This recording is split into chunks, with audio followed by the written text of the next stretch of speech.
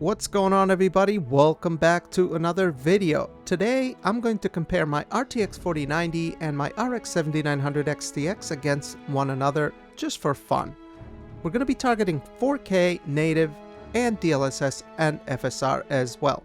So let's begin with the settings first, and I do want to point something out that's very important in the graphics settings. If you look at the image quality setting, if you max that out, that is not native resolution. It's 150%, I believe. You want to keep that in the middle, and that's 100% resolution scale.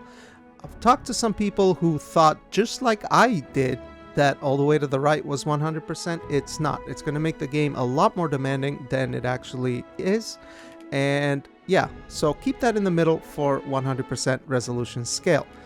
The rest of the settings, we've maxed everything out, including ray tracing, and we're going to begin with native 4K first. We're going to begin our 4K native run from outside the big city of Vernworth, you know, the place that destroys your CPU. And don't worry, we're going to check that out as well. We're going to make our way across the bridge, go up the hill, and see if we can get a little bit of fighting, and then compare the averages and 1% lows once we get there. Now, keep in mind that even though we are using a 7800X3D, we do enter some CPU-bound areas. It's kind of random, or if you go by groups of people, or even sometimes in intense fighting, if you pay close attention to the GPU use on both sides, it will drop below 99% and even in the upper 80s sometimes. So basically what I'm trying to say is that both GPUs are not being allowed to run fully maxed out consistently, and that's not the fault of my hardware or your hardware. It's just the way the game is optimized is not very good. But if I was to compare the numbers, averages and 1% lows at the end of my run, we have the 4090 is 15% faster on the averages and only 7% faster on the 1% lows. But because of the erratic nature of this game, 1% lows can vary significantly, right? I could make the same run and come out with 20% or 30% higher 1% lows on the 4090 side, for example. And you're going to see that once we turn on DLSS quality and FSR quality, just because, especially if you fight big monsters, it does happen. But both these GPUs can offer 4K 60 native ray tracing experience. We're going to go ahead and check out DLSS quality on our 4090 and then FSR 3 quality on our 7900 XTX and see how they both perform. I have been surprised by the 7900 XTX. Actually does really well. It actually keeps up with the 4090 quite well, as you can clearly see.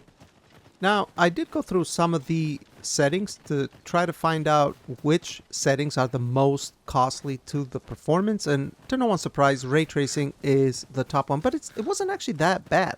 For example, on the 4090, it costs around 20% of performance to turn it on, and on the 7900 XTX, it was a little bit higher at 25%, but it's actually not too bad. For example, with these GPUs, I think it's worth keeping it on. I think the ray trace global illumination actually adds to the immersion of this game for me. I think it does enhance the lighting and the shadows quite a bit, although the game does look really good with ray tracing disabled as well, of course. The other setting is shadow quality. If you go from max to high, you end up getting around 10% of performance back, but dropping any lower, you get a lot of flickery shadows. It's not worth it, and you don't really get much performance back, maybe around 3 or 4% more. But anyway, what I did here was I ended up making a similar run to what we did on 4K native, and I ended up comparing averages and 1% lows. And we have the 4090 being 12% faster on the averages, and on the 1% lows, a massive 31%. And that's kind of what I'm talking about, guys, as far as the erratic nature of this game and the very shaky CPU utilization, whether it be in the city, which is a lot worse actually, but on the open world you actually do encounter it quite a bit, and that can happen when you fight in waves of enemies, or say like an ogre or something, which I actually ended up doing yesterday. I was capturing some footage on a 5900X, which I will be making a video about that, because the 5900X was getting destroyed by this game during fighting. And speaking of getting destroyed, I ended up crossing the bridge trying to go into the forest, see if I can get into some more fights, check out the performance drops, and look what happened.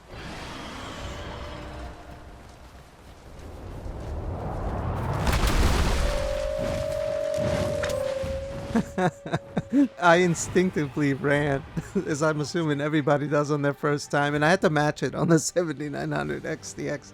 And actually, Griffin landed on the same exact spot. But anyway, back to the topic of this video: DLSS quality, FSR quality. It does give us a nice bump to performance, and it actually doesn't look too bad at 4K, even though the implementation of both FSR and DLSS isn't great here. But there's another surprise the RTX 4000 has in its belt, and we'll take a look at. And that's frame generation. There's actually a mod that lets you unlock frame generation that's actually in the game already by Pure Dark. I made a video with a tutorial showing you how to do it. I will link it below in the description.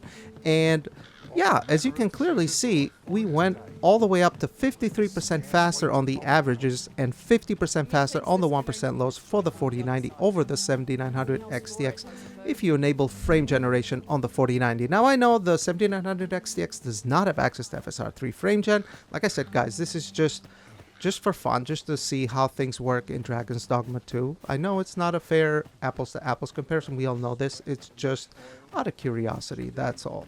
So frame generation does uplift the entire frame rate up for us to get a more smooth and fluid picture. Will that help us in the city though? And yeah, it will help us in the city, frame generation. I mean, we get 72% faster on the averages and 69% faster on the 1% lows. So that is nice, but the problem is that the frame time is so erratic that it still doesn't feel great. I think a frame rate cap in this game, even in the open world, is a good idea just because of how it behaves when it's CPU bound. It's kind of some of the worst I've ever seen in any other game, so I would recommend a frame rate cap. I think, for example, capping the frame rate to 60 with both the 4090 and 7900 XTX at 4K will be a smoother experience. But I think in this city, a 40 FPS frame rate cap with Riva Tuner Statistics Server is a better, smoother experience.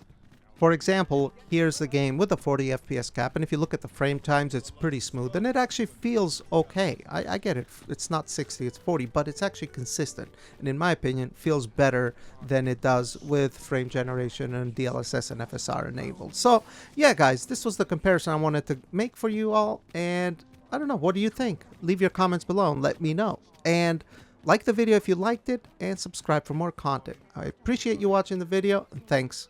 Bye-bye.